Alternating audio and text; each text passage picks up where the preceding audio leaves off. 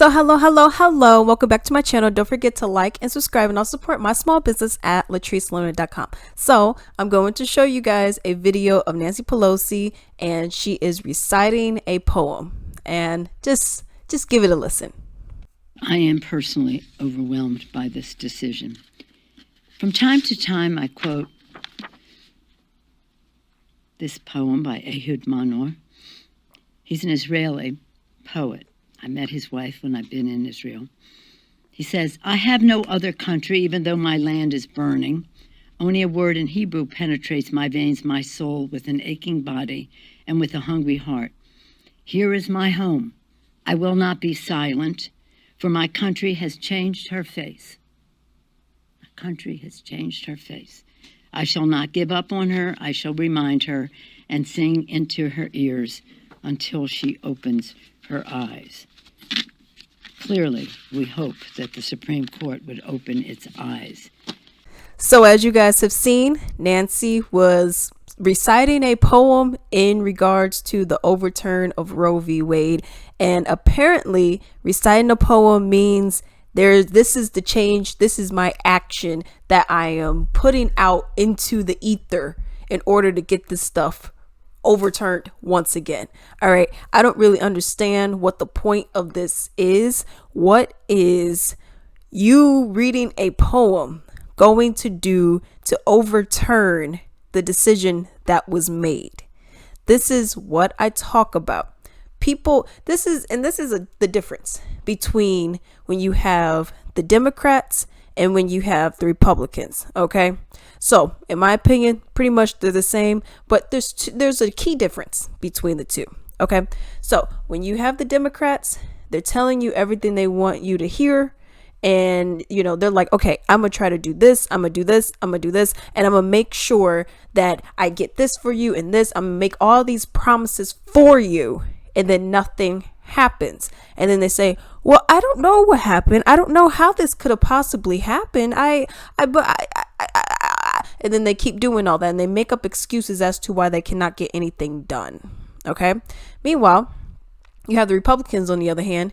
They're telling you straight to your face, I ain't doing it, don't ask me for it, you ain't getting it, you don't even look at it, don't touch it, don't look at it, because you ain't getting it. All right, that's what the Republicans are telling you, and they're being straightforward with that. They are straight up telling you, I'm not giving you XYZ. I'm not voting for XYZ. You are not getting X, Y, or Z. Democrats will say, I'm gonna give you XYZ. You could touch it, you could look at it, you could taste it, even if you want it. Don't worry, I'll buy it for you. I'll get it for you. I'll make sure that you get it. I'll make sure you get it. Don't worry. I'll make sure you get it. And then you're like, okay, well, what happened to it? Man, I mean, you wanted to touch it, but I don't know, man. I told you I wasn't gonna get that. I told you put that thing back down, right? And this is the problem that we have. This is why nothing gets done. People are making false promises, and then they wonder why. And they make false promises. People vote for those false promises, and then they're like, well, why don't I get it? Well, because they didn't really mean it. Okay. And then we look at this.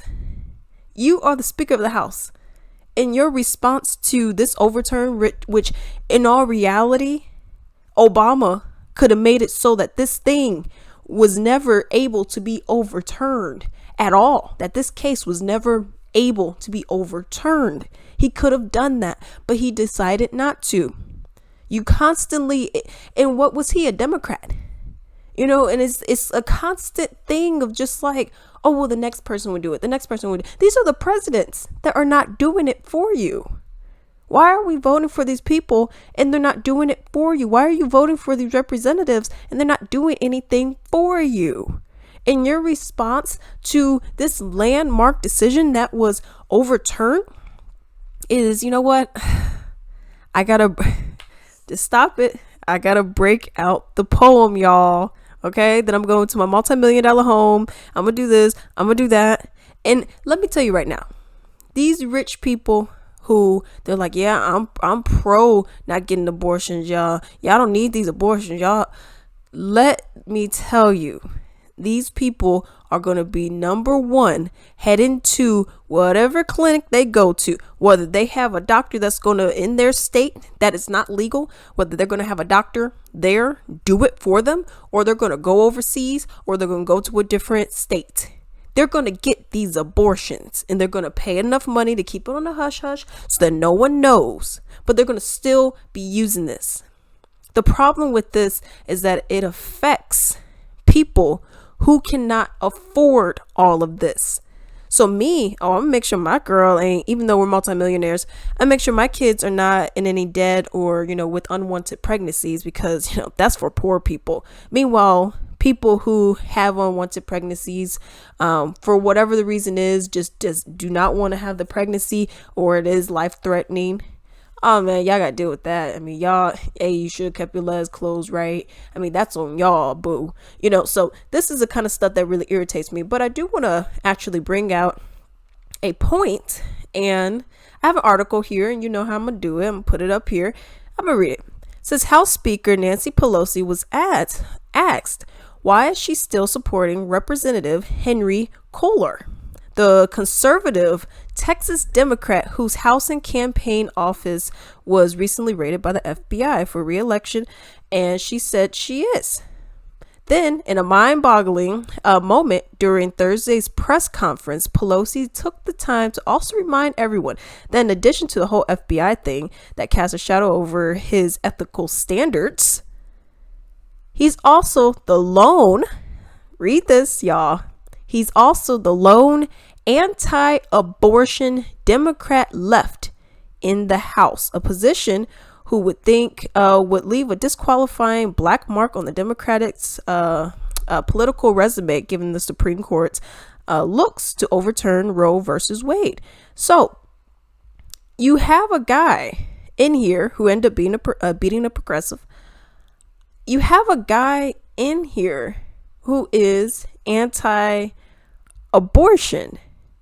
who claims to be a Democrat. You say is a Democrat. He says is a Democrat, who's anti-abortion. He has some iffy things with ethics, and that's okay.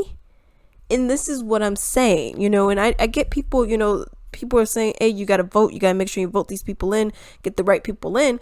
But if you still have bad seats, the bad seats are still going to vote the bad people in regardless. I mean, that's just how that works. I just find that interesting that you are on the left, but then you're like, yeah, but, I'm for everything, but women can't control their own bodies. Okay, that's where I draw the line with that. And I just find that to be very interesting that that's okay. But we keep talking about like vote blue no matter who, Democrat, yay, bad Republicans. And well, you Democrats are just as bad, y'all. They're literally just as bad.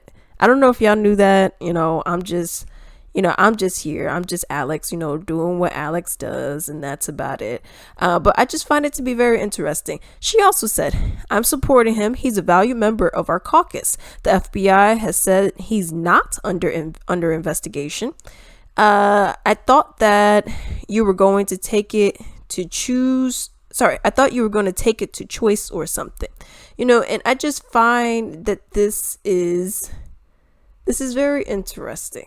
You're not pro-choice. You're for, I wouldn't even say pro-life. You're just pro-birth, and that's really it. Because if you're for pro-life, life to me is not just, okay, the mom ate well, she took all her vitamins, she went to a doctor, and then she had the kid, and then, that's pro-life. No, that's not pro-life. Pro-life is making sure that the duration of life is a good life. Not being shot up in schools, making sure that you are in a safe environment, not in a food desert, making sure that you're able to have access to medical care, which we don't. It's everything that goes towards having a good life. Having a good life is not just being born. That's just pro-birth, which is what a lot of these people are. But I just find that to be very interesting. Your response is a BS poem that really means nothing. Nothing in regards to this. I mean, a poem means nothing in regards to this, and you're in the position of power that you're in. And then you have someone who is anti-abortion and who has some sketchy past, but then it's like, oh, well, he's fine. You should be okay with him too. Girl, bye. But those are my opinions. Those are my thoughts. And until then.